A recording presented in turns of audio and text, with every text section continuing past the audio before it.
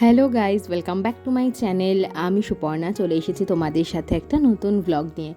তো আজকের না আমি আর মা বেরিয়েছি। অ্যাকচুয়ালি আমরা যাব হচ্ছে একটুখানি কিছু কেনাকাটা করতে। কিছু জিনিস কেনাকাটা করার বাকি রয়েছে, মানে পুজোর শপিং বলতে পারো, তার সাথে দরকারি পুজোর কিছু জিনিসও কিনবো।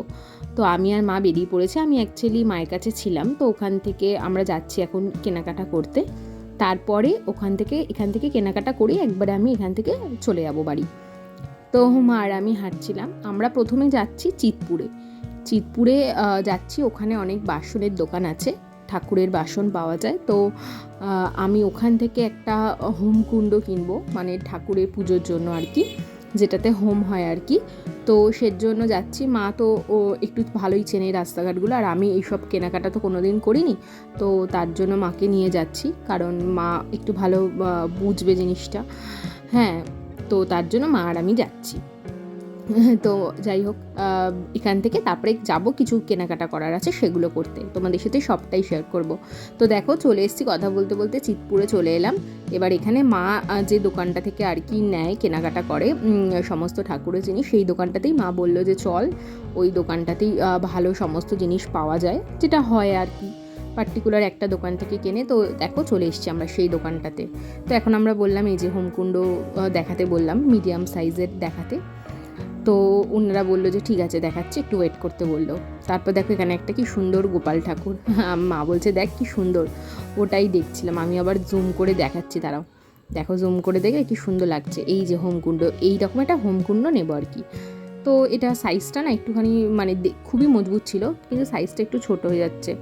তো মা বলছে যে একটু নিবি যখন, একটুখানি বড় সাইজের নিলে তাহলে ভালো হবে জিনিসটা।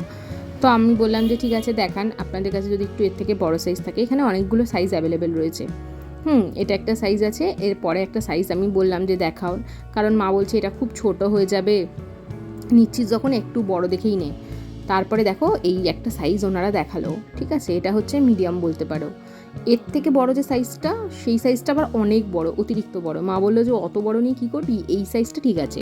প্রথমে যেটা দেখিয়েছিল ওটা একটু ছোট হয়ে যাচ্ছিলো, তার জন্য মা বলে এই সাইজটা নে, এটা বেশ ভালো। এমনকি এর যে মানে হাতলগুলো, ওগুলো পর্যন্ত তামার, ঠিক আছে, সবটাই বেশ ভালো।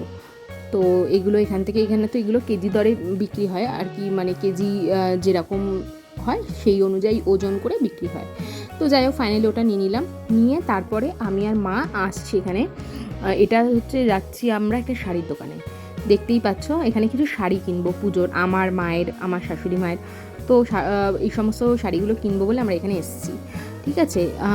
তো এখানে অনেক রকম, এটা বড় বাজারে দোকানটা, এখানে সব রকমের বাঙালি শাড়ি পাওয়া যায়, সব রকমের, মানে তুমি যেরকম চাইবে, ঢাকাই থেকে শুরু করে মানে ফ্যান্সি শাড়ি থেকে শুরু করে সব রকমের।